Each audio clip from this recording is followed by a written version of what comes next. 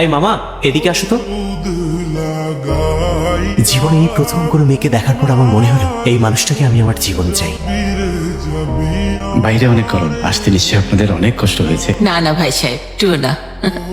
শোন, এখানে শরবত খেতে আসিনি, এরকম শরবত আমরা বহু খেয়েছি। পত্রেই দেখতে এসেছি, জাস্ট পত্রটা তোদের দেখা শেষ হলে চলে যেতে চাই। ঝটপট পাত্রকে নিয়ে আসতে পারি। আঙ্কেল, পাত্রীটা তাহলে দেখে ফেলি। পাত্রী তো আসছে। রিয়া, রিয়া তোদের হলো? যখন লাল শাড়ি তুই পরলি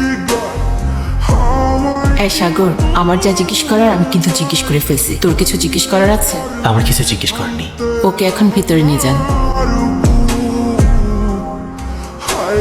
আন্টি, কি বলছিলাম আপনাকে, আপনার ছেলের এই মেয়েকে 100 পছন্দ হবে, হয়েছে তো?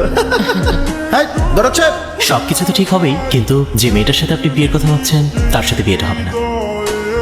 তার সাথে না, মানে তাইলে কার সাথে? পাত্রের সাথে যে মেয়েটা এসেছিল রিয়া, আবার ওকে পছন্দ হয়েছে। আর যদি বিয়ে করতে হয় আমি রিয়াকেই বিয়ে করবো। হ্যাঁ, এটা আপনি কি বললেন? এটা কি হয়? আপনি দেখতে যাবেন একটা মেয়েকে, পছন্দ করবেন একটা মেয়েকে, বিয়ে করবেন আরেকটা মেয়েকে? আরে বাবা, এরকম করলে ওই বাড়ির লোকজন তো আমাকে চরিত্র ভাববে। এটা তো হয় না। না, আমি সরি, এটা কোনোভাবেই সম্ভব না। ঘটক সাহেব, হয় না সেটা আমরা জানি, সেটা হওয়ানোর জন্যই তো আপনাকে টাকা দেওয়া হয়েছে।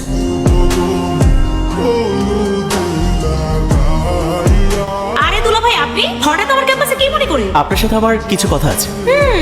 ছনার ব্যাপারে কিছু জানতে চান, তাই তো? ছনার ব্যাপারে আপনি যা জানতে চান আপনাকে আমি সব কিছু জানাবো। আমার বাবা কোনো সমস্যা নেই, তবে তার আগে আপনি প্রথমবার আমার ক্যাম্পাসে আসছে, বলেন কি খাবেন?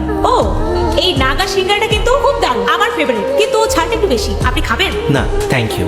শুনুন দুলা ভাই, আমার বোনকে আপনি চোখ বন্ধ করে বিয়ে করতে পারেন। ও খুব ভালো একটা মেয়ে, ও খুব ভালো রান্না করতে পারে, আর আমাদের ঘরে সবকিছু ওই গুছিয়ে রাখে। আপনি কি জানেন ও পড়াশোনায় অনেক বেশি ভালো, আর সংস্কৃতিতে অনেক ভালো। আর যেই মানুষটা এত সুন্দর করে অন্যের প্রশংসা করে সেই মানুষটা কত ভালো হতে পারে?